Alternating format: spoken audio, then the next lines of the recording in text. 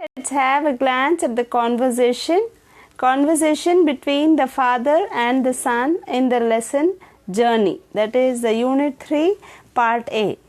This is a major discourse. It is for 10 marks. So let's just have a look at the pattern to be followed.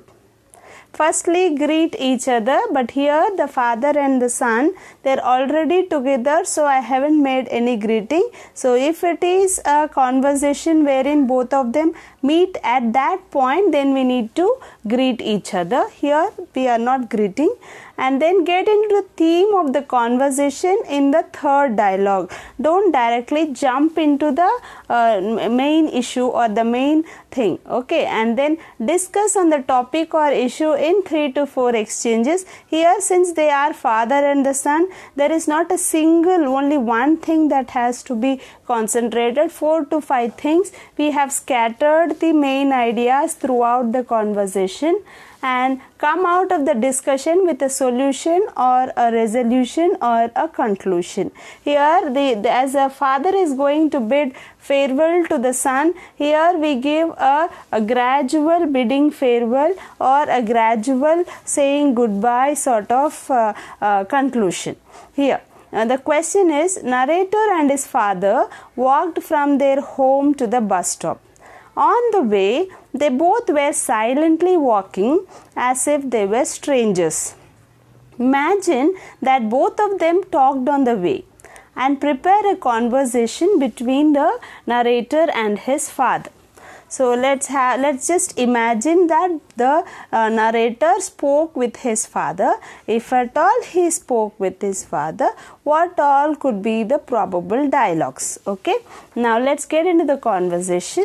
Father says, I know it's difficult to leave us all and go, but it is imperative for you. So this is a starter, or you can say instead of greeting, I have just made it as an ignition temperature for the conversation. This is the initiation for the conversation.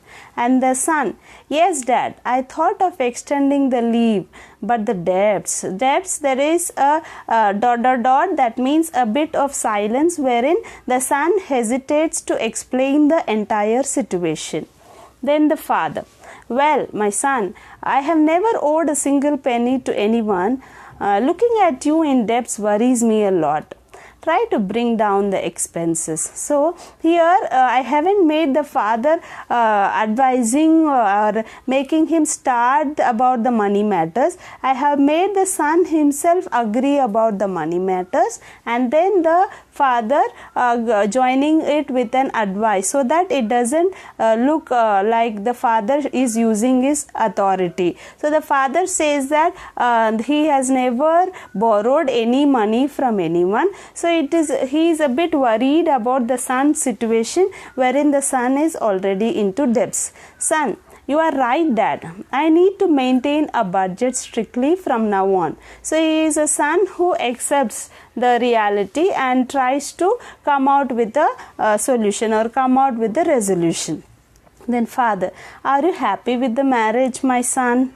Son, yes, indeed, you have got the best bride for me. So this could be concluded by the way the narrator is hesitating to go to his workplace. This is for sure that we can understand that the narrator has liked his wife so much that he doesn't want to leave his newlywed wife and go. So I have put it such that he has got the best bride for him. And then father, try to arrange accommodation as soon as possible and take your wife with you. Living alone is not good. Again here the father advises him to make the accommodation for his wife and take the wife along with him. Then, sure enough, I will do. You take care of your health and eat food in time. Next time, I'll take you along with me to my workplace. Now here we have seen the father advising twice. So always father advising is also not good. So here the son is advising the father to take the food in time and also to take care of his health. So with this we can avoid the monotonous way of putting the conversation. Then the father, okay son, I'll surely accompany you when you come back to take your wife. By the way, how is your work atmosphere? So here he gives an answer and he adds up with a question so that it doesn't become a question answer session. He is answering plus he is putting a question. By God's grace, everything is fine. Father, I wanted to ask you something. Son, go ahead, Dad. Please tell me about it. Father, do you have a pair of old shoes? Why old shoes, Dad? Father, the road is uneven and full of pebbles. It hurts while walking. And now the son is actually meaning that why old shoes? I'll give you new shoes. But the father understands the other way around, that he is asking for the reason why the old shoes. Now the son checks the wallet. Take this money and buy a pair of canvas shoes. Father, give me an old pair, my boy. That's sufficient. You don't have to spend money on new shoes. Already you have very less money. Keep it for safety during the journey. Now you can look at the concern and the father's far away look. He has an outlook whether what would happen in the future. The future, he has a worry about it, a concern about it. He has a prediction, or you can say he has an outlook of the future. And the son, how can I give you the old ones? Now here you can see the son's hesitation to give the old ones because he wants to give the new ones, since this is the first time ever the father has asked him something. Then father, every time I look at them, I will remember you. Now you can see the father very sportive and very, very much kind and affectionate towards his son.